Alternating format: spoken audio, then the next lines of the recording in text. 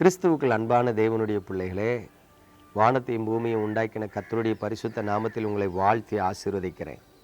கிருபையானது உங்களோடும் உங்கள் பிள்ளைகளோடும் இருப்பதாக. இன்றைக்கும் நம்முடைய தியானத்திற்கு ஆதாரமாக ஆகாய் தீர்க்க தரிசன புஸ்தகம் 2ஆம் அதிகாரம் 17ஆம் வசனத்தை பாருங்கள். கருக்காயினாலும் விஷப்பனியினாலும் கல் மழையினாலும் உங்களை கைகளின் வேலைகளிலெல்லாம் அடித்தேன், ஆனாலும் நீங்கள் என்னிடத்தில் மனதை திருப்பாமல் போனீர்கள் என்று கர்த்தர் சொல்லுகிறார். பிரியமானவர்களே, நமது தேவன் அன்புள்ள தேவனாய் இருந்தாலும் சில வேளைகளில் தமது பிள்ளைகளை அவர் சிட்சிக்கிறார், தண்டிக்கிறார், ஒரு கடினமான பாதையிலே நடத்துகிறார். ஏன் தேவன் மனிதர்களை தண்டிக்க வேண்டும், ஏன் மனிதர்களை கர்த்தர் சிட்சிக்க வேண்டும் என்று சொன்னால், அவர்கள் தவறான பாதையிலே செல்லாதபடிக்கு உணர்வடைந்து சரியான பாதையிலே வந்து சேருவதற்காக தேவன் தாம் நேசிக்கிறவர்களை கடிந்து கொண்டு சிட்சிக்கிறார்.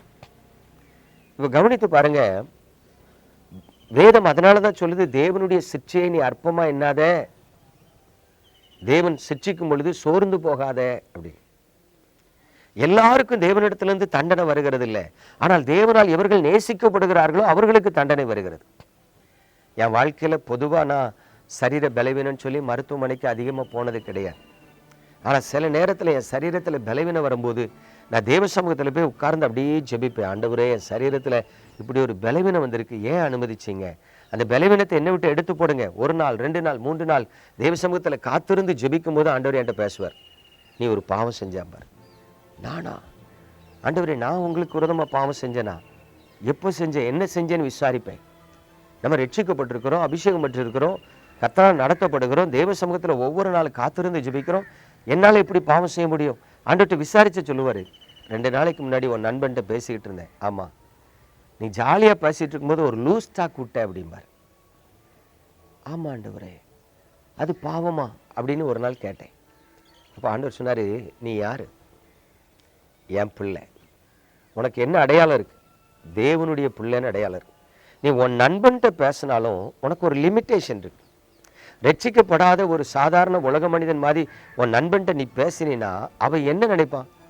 உன்னை பார்க்கும் பொழுது ஊழியக்காரனா, பரிசுத்தவானா, தேவனுடைய பிள்ளையா, உன் மேலே ஒரு மதிப்பு வைத்து பழகிக்கும் பொழுது நீ அவனுக்கு சாதாரணமாக பள்ளிக்கூடத்தில் படிக்கிற காலத்தில் உள்ள நண்பனை போல பேசினா உன் மேலே உள்ள மதிப்பை இழப்பான். இவன் ஒரு ஊழியக்காரனா நினைப்பான்.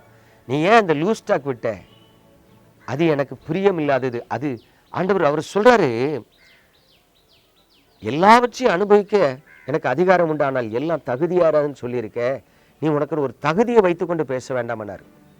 சுருக்குனுச்சு. அப்ப நல்ல கவனிங்க, பாவம்னா நம்ம இந்த உலகத்துல மற்ற மக்கள் சொல்றாங்களா, குடிக்கிறது, வெறிக்கிறது, அசுத்தமானது, அது மட்டும் பாவம் இல்லைங்க. தேவன் நமக்கு கொடுத்திருக்கிற ஸ்தானத்துல நிக்காம அதை விட்டு வெளியே விலகி போறதும் பாவம் தான். அதனால எனக்கு சிக்ஷை வந்திருக்கு, பலவீனப்பட்டிருக்கிறேன். திரும்ப அழுது ஆண்டவர்கிட்ட ஜெபம் பண்ணி நான் பலனடைந்திருக்கிறேன். எனக்கு அன்பான தேவனுடைய பிள்ளைகளே, இன்னைக்கு ஆவிக்குரிய வாழ்க்கையில ஆண்டவர் ஏன் சில நேரம் அவருடைய பிள்ளைகளை, ஊழியர்களை தண்டிக்கிறார்? சிலருக்கு ஏன் வேதனைகள், வியாதிகள் வருதுன்னா, என்றைக்கு ஒரு மனிதன் பரிசுத்தமா வாழாம இருக்கிறானோ. அதாவது நிறைய பேரை பார்க்குறேன், திருட மாட்டாங்க, வேசித்தனம் பண்ண மாட்டாங்க, குடிக்க மாட்டாங்க, கொலை பண்ண மாட்டாங்க, விக்கிரகாராதனை பண்ண மாட்டாங்க, பாவம்னு சொல்லப்படுகிற எதையும் செய்ய மாட்டாங்க. ஆனால் அவங்ககிட்ட என்ன தெரியுமா? பரியாச உதடு இருக்கும். ஒரு விசுவாசி இன்னொரு விசுவாசியை பார்த்தா கிண்டல் அடித்து பேசுவான், கேலி பண்ணி பேசுவான், அவனை எரிச்சல் அடைய பண்ணுவான். பார்த்துருக்கீங்களா? கேட்டா, ஜாலிக்கு பேசணும், தப்பா எடுக்கலாமா? இப்போ பார்த்தீங்கன்னா இவனுக்கு ஒரு வியாதி ஆண்டவர் கொடுப்பார். இவன் உட்காந்து அழுவான், ஆண்டவரே எனக்கு எப்பா வியாதி? நீ தேவனால் உண்டாக்கப்பட்ட மனுஷனை பரியாசம் பண்ணிக்கிட்டு இருக்க. நீ தேவனுடைய பிள்ளைங்கிற ஸ்தானத்தை காத்து கொள்ளாம இருக்க.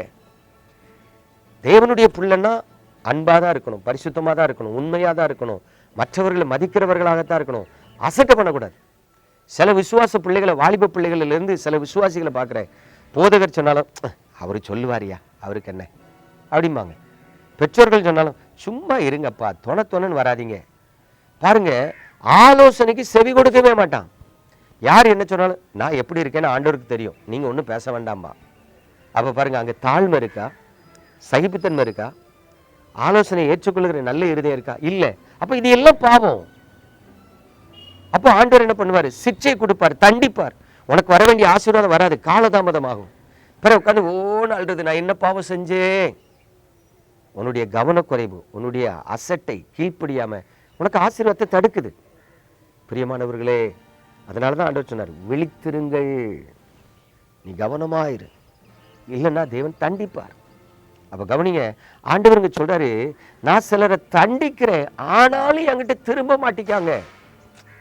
இன்னைக்கு நிறைய பேருக்கு அடி விழுது, நம்ம வாங்குறோம், ஆனா திருந்துறமான்னு பாருங்க, திருந்த மாட்டோம். கழுதை கெட்டா குட்டிச்சோறு நம்ம தான் வாழ்றோம்.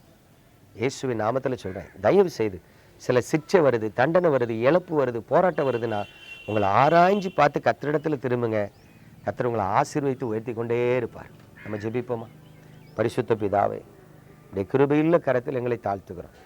எத்தனையோ விஷயம் சிட்சிக்கப்படுகிறோம், தண்டிக்கப்படுகிறோம், ஆனாலும் நாங்கள் உணர்வு இல்லாமல் இருக்கிறோம், உண்மை இல்லாமல் இருக்கிறோம், ஒழுக்கம் இல்லாமல் இருக்கிறோம், கீழ்ப்படியாமல் இருக்கிறோம். மன்னிங்க ஆண்டவரே.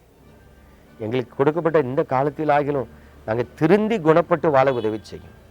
இந்த செய்தியை கேட்கிற ஒவ்வொருவரையும் ஆசீர்வதி, அன்பினால், கிருபையால், இரக்கத்தால் பலப்படுத்தும். இயேசுவின் நாமத்தில் பிதாவே, ஆமென்.